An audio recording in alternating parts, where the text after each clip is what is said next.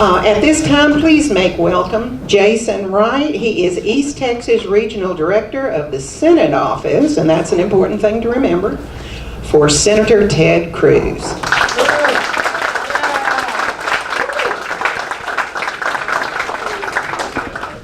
That just made my night. I'm so glad I came here tonight. All right, well, first of all, I will tell you all a little bit about who I am and what my job is. And let me see this. I'm kind of loud, y'all. I'm a recovering politician myself. So if you can't hear me, just tell me. But can y'all hear me okay without that, or do I need it? Is that good? All right. So first of all, I thought I'd tell you about how I came to be the East Texas Regional Director for Senator Cruz, and then I'll tell you what that is, because my first question whenever Senator Cruz wanted me to become the East Texas Regional Director was, what in the heck is that? So back around 2011, I was trying to raise some money for a statewide candidate, and I called one of my dear friends in Houston. He was one of my attorneys and mentors and a good conservative. And I was trying to raise money for this other candidate. And he says to me, he said, well, Jason, he said, I'm not too focused on that race. Yes, I'm trying to get my friend Ted Cruz elected Attorney General. Because if y'all remember, back whenever Senator Hutchison challenged Rick Perry in the gubernatorial campaign, there was a lot of dominoes that were lining up, and if they fell a certain way, there were going to be some open spots. And this guy that I'd never heard of, named Ted Cruz, wanted to be our Attorney General. And so I asked John, I said, well, who is this Ted Cruz guy? I said, if you're behind him, I probably should be. And so he gave me some of this background. I said, okay, put him in touch with me.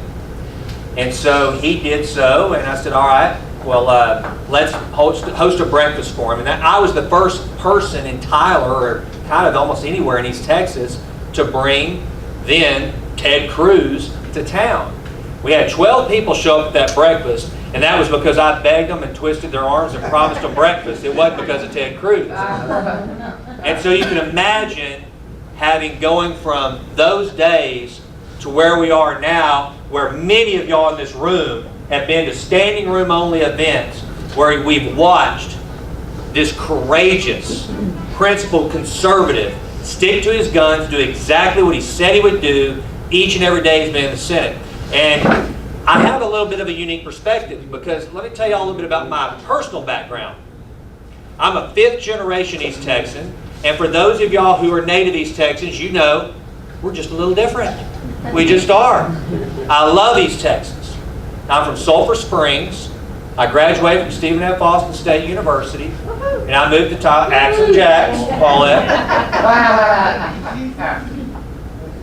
I have been self-employed for most of my life. In 2003, I moved to Tyler to buy my first real estate business. And so I was used to signing the front of the paychecks, not just the back, whenever I got involved with helping Senator Cruz. I was a member of the Tyler City Council, and after he got elected, John McClellan, who some of you have probably met through the years, he called me up and he said, the Senator-elect would like to open up an East Texas Regional Office. And I said, well, absolutely he should. I mean, Senator Cornyn has one here. We need representation from both senators. He said, and I said, well, what are you looking for? He said, well, we've got to find somebody that's obviously very conservative, that's business-minded, knows the entire region. And I said, well, it sounds like we need someone with my profile, but I don't know who that is. And John started laughing, and he said, well, this is a bit of a fishing expedition. He said, would you even consider it? And I said, no. I said, I'm not going to work for the government.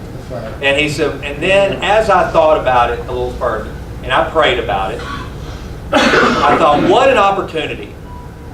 We had just had this great victory. This guy that came from pure obscurity, and y'all have heard the senator talk about this before, that back whenever it was early on in his race, he was 2% in the polls, to which he was kind of excited. Although Heidi quickly reminded him with the margin of error, he could actually be in the negative. Wives are good about that sort of thing, keeping us humble. And so I'm one of what Senator Cruz refers to as the 2%ers, those early supporters that were with him. And so as I thought about that and I prayed about it, I thought, you know, what a great opportunity to be a part of the greatest startup in politics I'd ever seen in my life. I truly believed in what he was doing. And so I just sold one of my real estate businesses. I resigned from the city council, which, by the way, y'all, that was my first elected office. I worked my tail off to get that seat. but it was worth it to join him. And this is what I've always described my role as a regional director. I play a very, very small supporting role in the very large work of Ted Cruz. And it's an honor to do it. Because here's what if somebody says, well, how do you describe the job? I said, well, it's like being a city councilman for the U.S. Senate. And I get to do it, instead of just in Smith County or just in Tyler, representing District 6, I get to go all over East Texas. And it's amazing, because I've got it easy. I would not want to be the regional director in Houston. They got some crazy folks there. I wouldn't want to be in Central Texas, where I'm in Austin, where they do a great job of keeping it weird. I'm in East Texas, where I used to always say on our conference calls every Friday, they say, well, give us the report from East Texas. I said, it's great. We love God, guns, and Ted Cruz. All is well.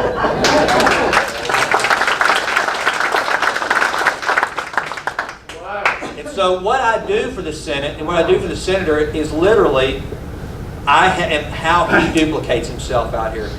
Y'all, I've heard that one of my first phone calls. Now, some of the calls are really important issues. Some of them are like a veteran who has not been able to receive his benefits in 5 years, and we put him with our case team, and we get the response, and we get him paid or her paid, we get them taken care of. We get them eligible for an operation that they should have had 3 years ago. Those are important issues.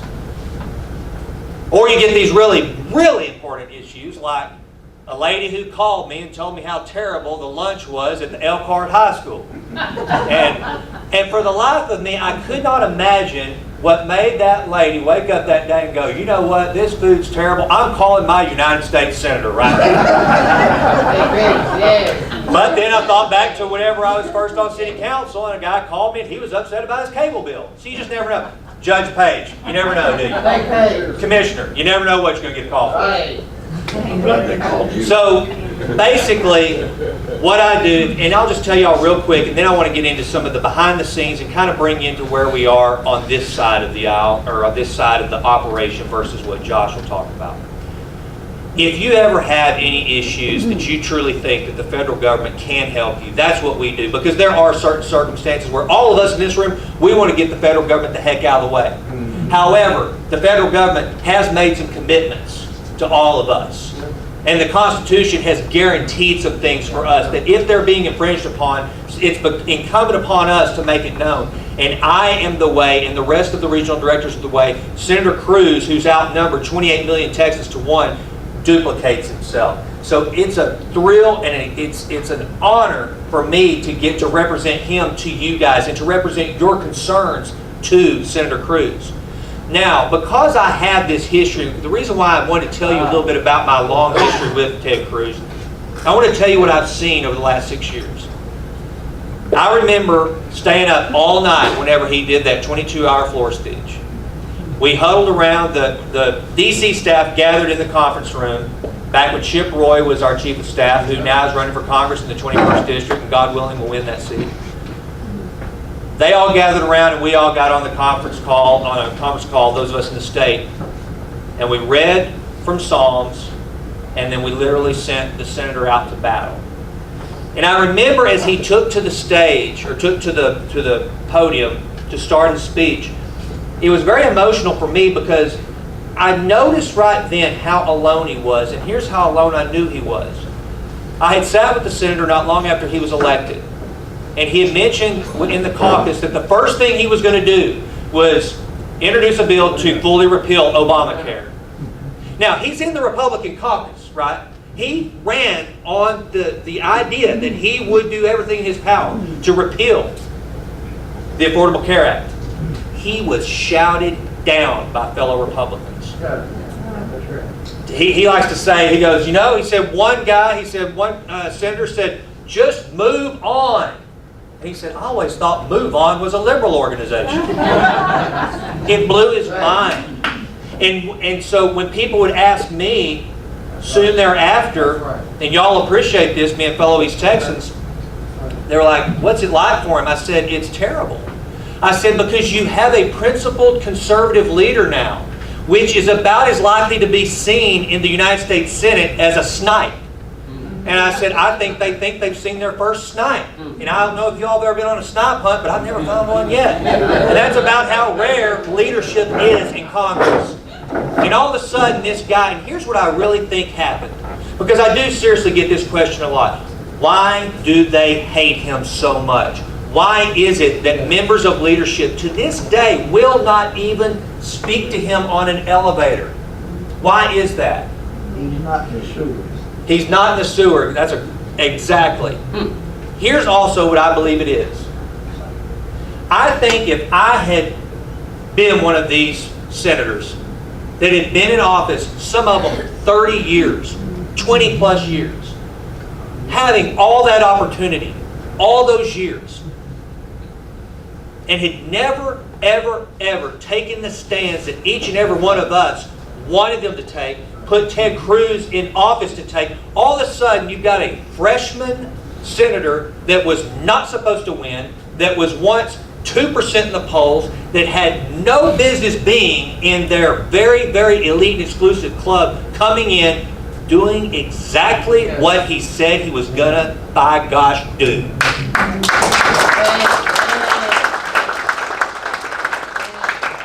And that ruffled some feathers. I have watched Ted Cruz take bullets, and I've watched him go into stadiums with people, I mean, cheering his name like he's a rock star. And here's something I can tell all of you, having witnessed it firsthand when nobody was looking. Neither one moved him a lick. Ted Cruz does not buy his own praise. Ted Cruz does not buy his own criticism. He's a humble man, and he will take corrective action if he truly believes he should. As a matter of fact, let me tell you something about that. When Ted Cruz goes into a hearing, he actually goes into here. It drives our legal staff crazy.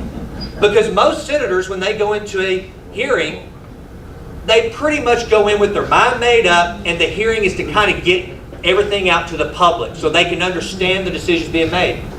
If Senator Cruz's mind is not made up, he goes and he sits and he wants to hear, even if it's the opposition, what they have to say. And our legal team's back there going, oh my goodness, what are we going to do? What's he going to do? They don't know. He drives them crazy. But that's how he is. I'll never forget, again, talking about his humility.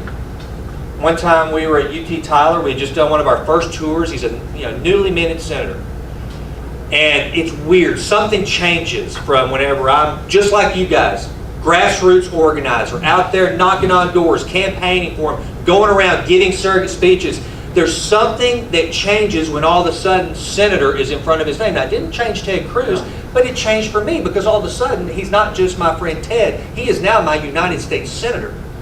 And so all of a sudden I see him that way, and we're at UT Tyler, and somebody wants to take his picture, and he looks at me and says, should I put my coat on or off? I said, you're the boss. You can do whatever you want, man. You can wrap it around your waist. Another good example, we're at our first Lincoln Day dinner. And just like it is, usually everybody sets up, and it was a buffet style dinner. And I had, organized to have a plate made for him, brought to the table, so that he didn't have to go through the line, all these things. He looks at me and he said, are they going to bring me a plate? And I said, yeah, I've got it coming, don't worry. And he goes, can I go through the line? I said, you do whatever you want. And I said, but just hold tight. They're going to bring it. He goes, I think I want to go through the line. I said, well, get after it. And he did. But that's who Ted Cruz is. And that's never changed. Yes, most rooms he goes into, he's the smartest guy in the room. And by the way, he's not ignorant to that fact. He knows. He's probably the smartest guy in the room. But here's what's most important about Ted Cruz. Ted Cruz, when he was about 12 years old, decided he wanted to be a United States Senator. And I tell you what, where focus goes, energy flows. And I've never seen a man more determined, more laser focused on the Constitution of the United States and focusing like a laser on it and doing everything in his power to fight for it. That's why he did that 22-hour speech, because he had made a promise to all of us in this room he would fight as hard as he could to repeal Obamacare.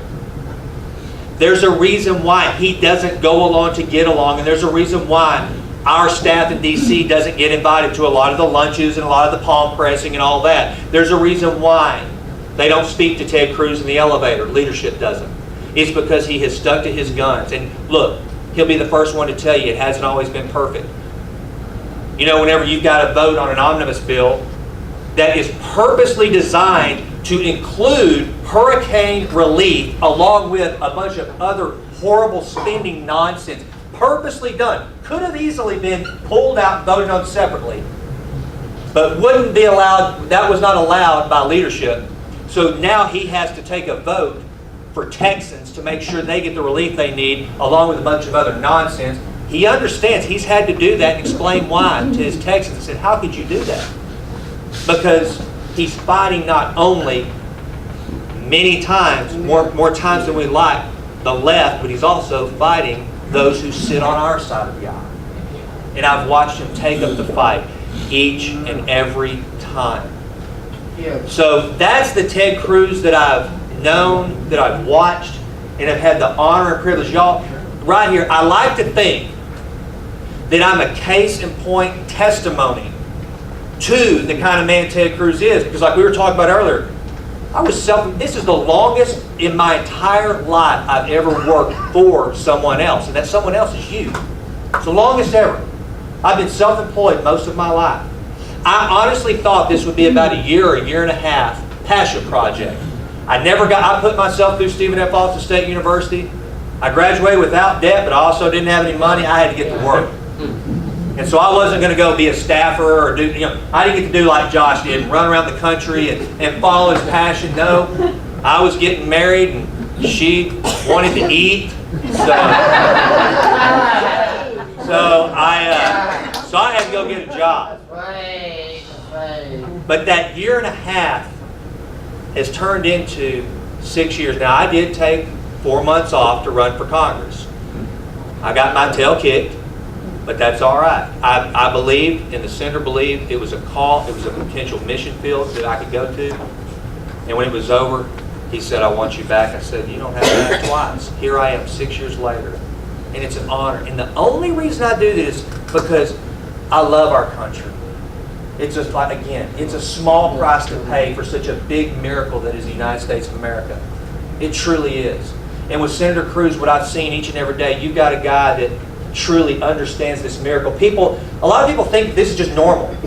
They've grown up never knowing anything else. They don't understand that America is truly a miracle in government. It's the first time ever in the history of the world that whenever a group of individuals had the opportunity to shape the type of government they wanted, as they deliberated and as they went through great consternation and debate on what will this country look like, what will we create, and who will best serve this nation we are building, and decided the people. The people.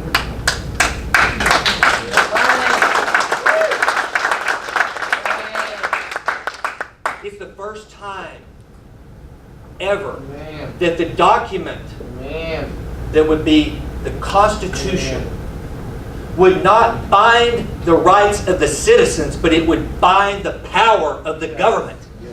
It would tell this government that these individuals were creating, you can only go this far and no more. It's the first time in government ever, folks. I like to talk about one of my favorite movies of all time, which is Gladiator. Y'all have ever seen it? Maximus is awesome. And if y'all will remember, whenever, I think it was Senator Brackus had been imprisoned, and the Caesar's sister had arranged a meeting. No, Brackus comes to the prison. Maximus is in prison.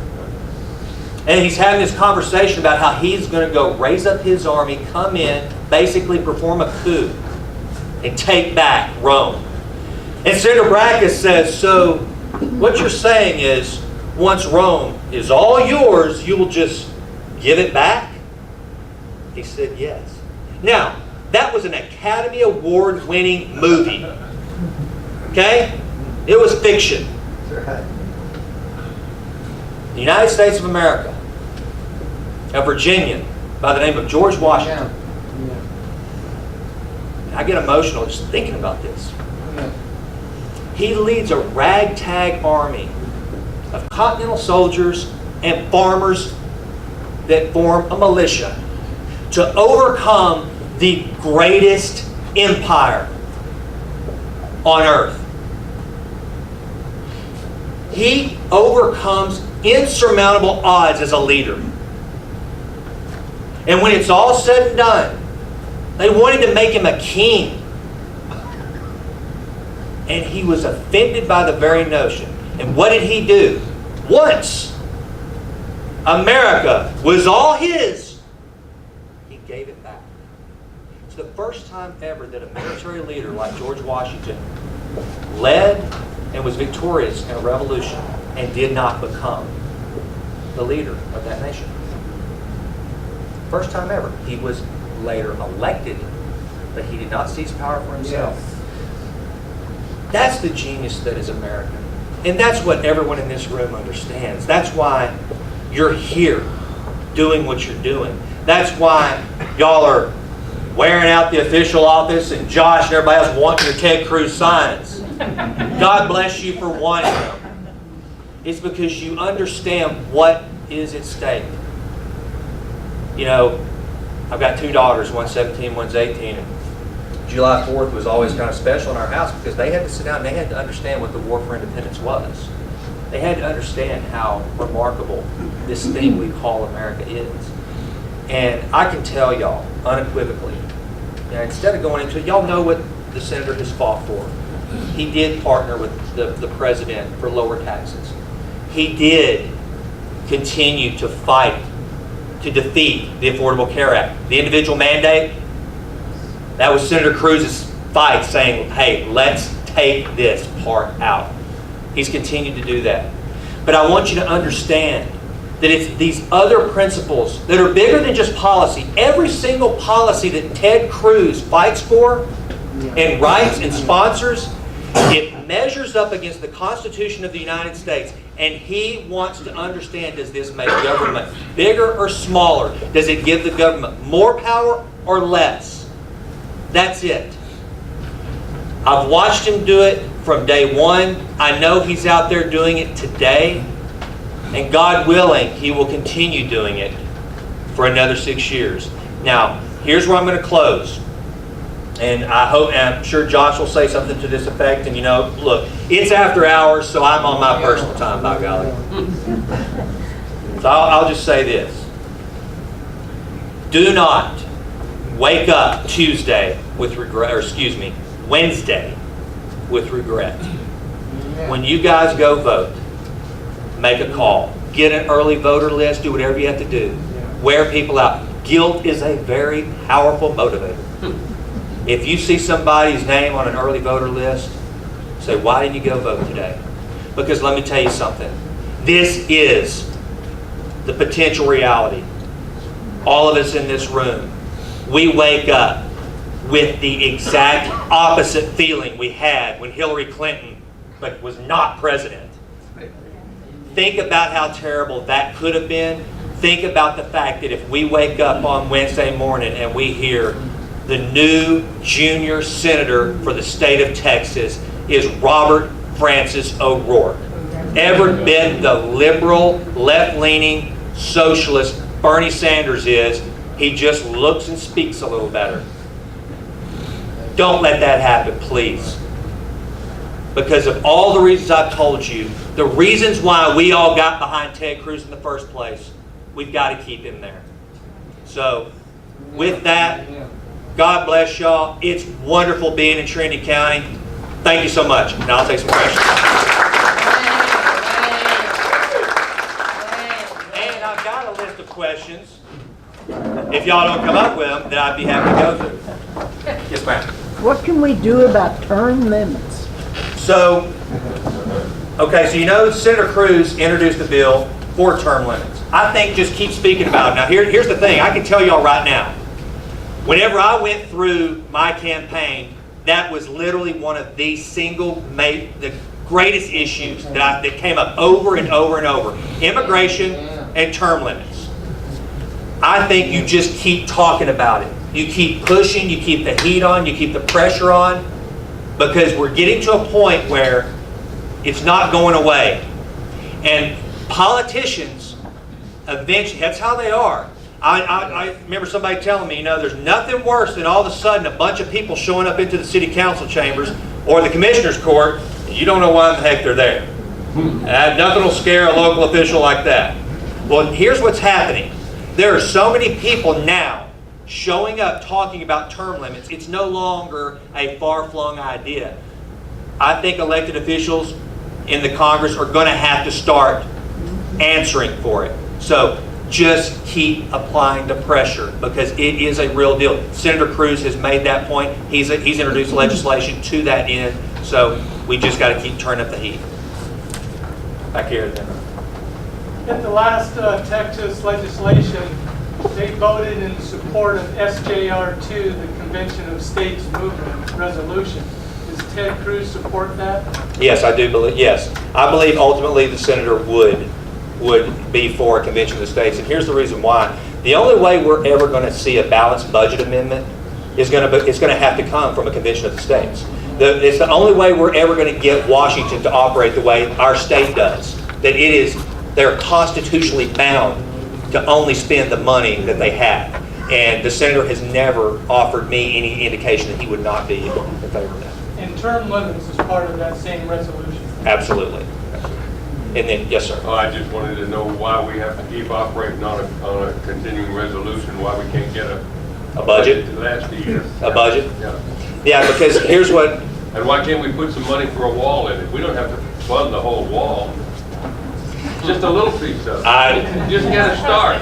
So, and you know what he says? You don't realize it, but you're saying something that's political genius in government. And here's where if y'all want to read a good book, and you've got a long time to read, or if you just need a big door stopper, Power Broker. It's a story about Robert Moses. Jones Beach, the Brooklyn Bridge, the Long Island Expressway, every major project, infrastructure project that we all know is New York City in that area, Robert Moses was behind that. He was basically a city planner. And one of the things that Robert Moses figured out early on working in government is don't worry about having the money to finish the project, just get it started. He said, because here's what happens. No politician will ever let a project start and not be finished on their watch. So I agree with you.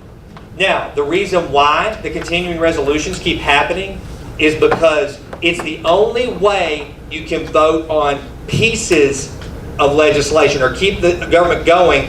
It's not right. And it's leadership can end that. And they use it as a game.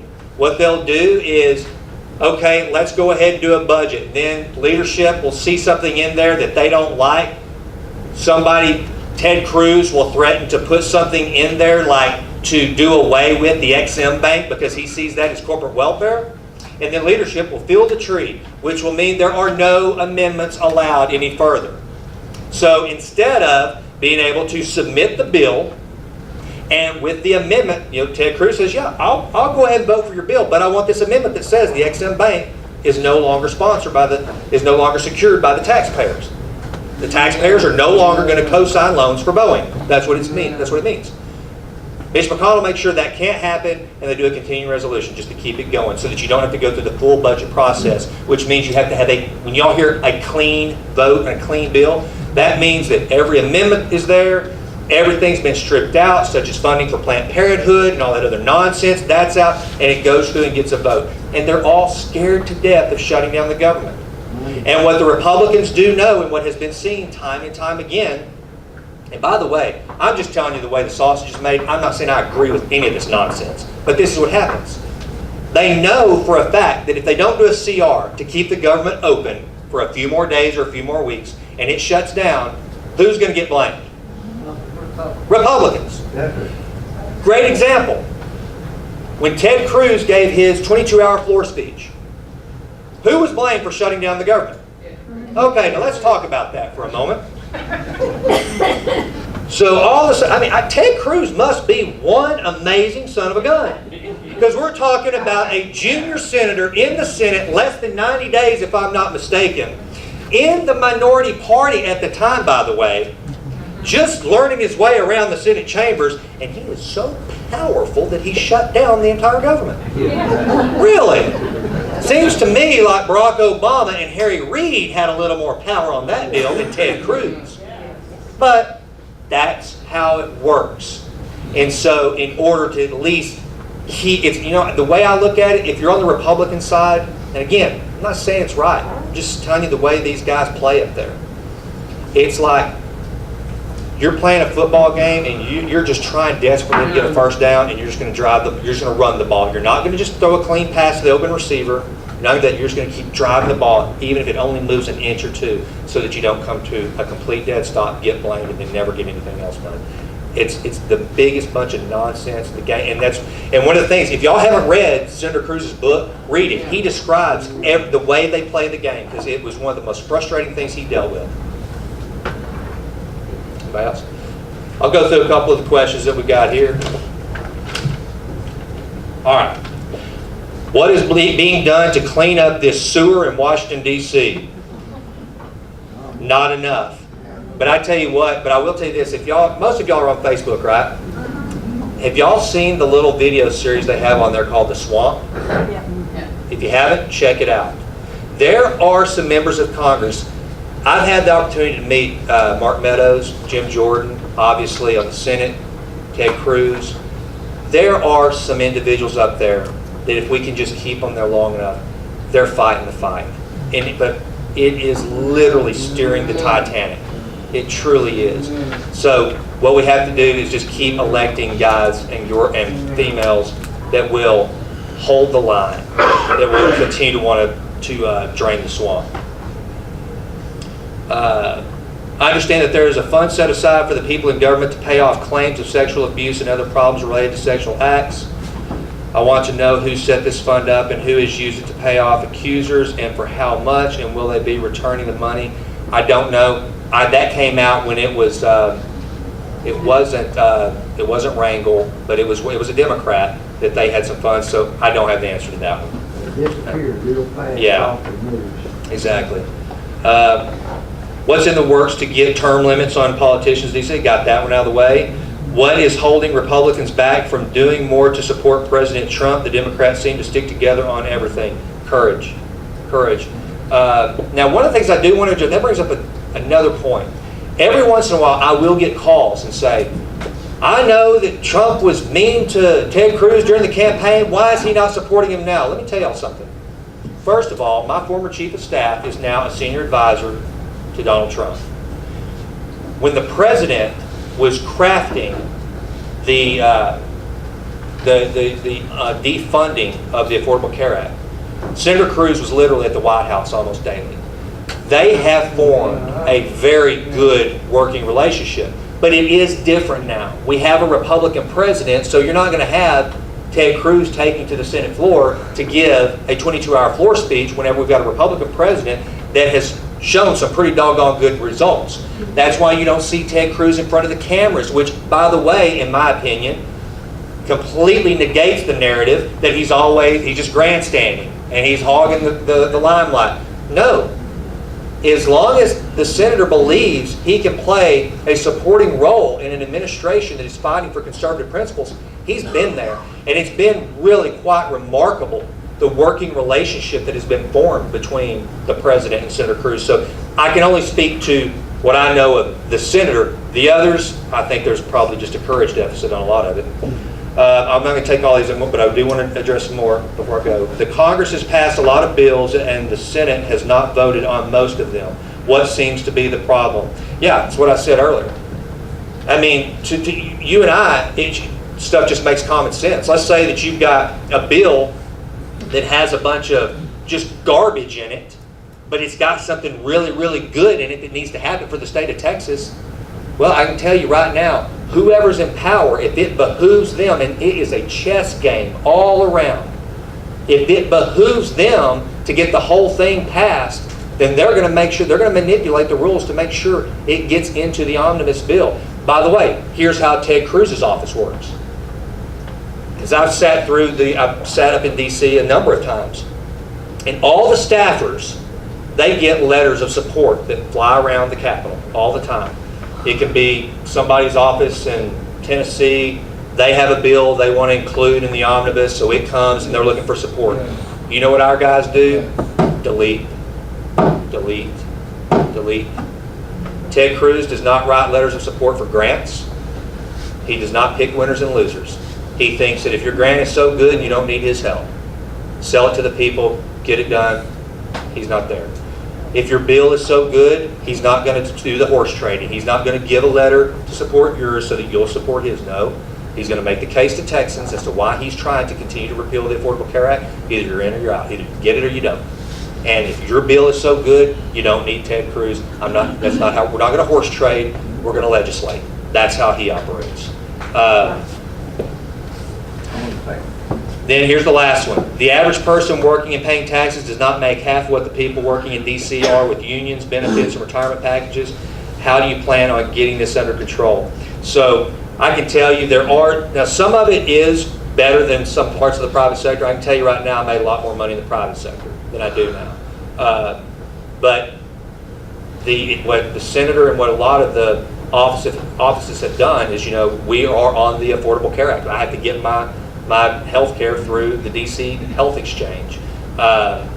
Ted Cruz and all of us, we've been like, smaller government is better. In fact, Leela, who a lot of y'all know that works in our offices, she does not take the health insurance. Ted was not going to take Senator Cruz was not going to take the health insurance until Heidi took a leave of absence during the presidential campaign. He was going to go on her insurance plan. But because he is a senator, when she wasn't working, he got on the health exchange. So it's really, I'm not going to say it's bad, because it's not. It's good in a lot of ways, but it's not. Like I heard somebody ask me one time, do all the student loans get erased of the children of members of Congress? No. There's the thing about, do you get full pension after only one term? No, you don't. The health care, yes, you pay significantly for your health care. You have to pick and choose which one. It's like working for a large company. It's comparable to working for IBM or any big company is what it is. So I didn't want to run from that, because I'll tell you right now, it's not bad. I'm not saying the Senate doesn't have some special plan. It's just for them like it used to be, right? No, exactly. That's exactly right. In fact, when I resigned to run for Congress, I had to get on the old benefit plan that was so good, and it was $1,800 a month for my COBRA insurance. And I was only eligible for that as a former employee. So it must have been real good back in the day. But anyway, so I hope that answers some of y'all's questions. But anyway, now I want y'all to listen to Josh. I am going to head back to Tyler. I want to leave with this, and I've gone way longer than I wanted to. Y'all forgive me, but I want to say to Frida, Carl, Mickey, all of y'all, Paulette that got me down here, and every one of y'all that show up to do the true hard work, the knocking on doors, the calling your friends, doing the phone banking. Thank you, thank you, thank you, thank you. And I don't say that for Ted Cruz. I say that as the father of 2 daughters who I want to inherit the same country that I've grown up in, that she gets to have free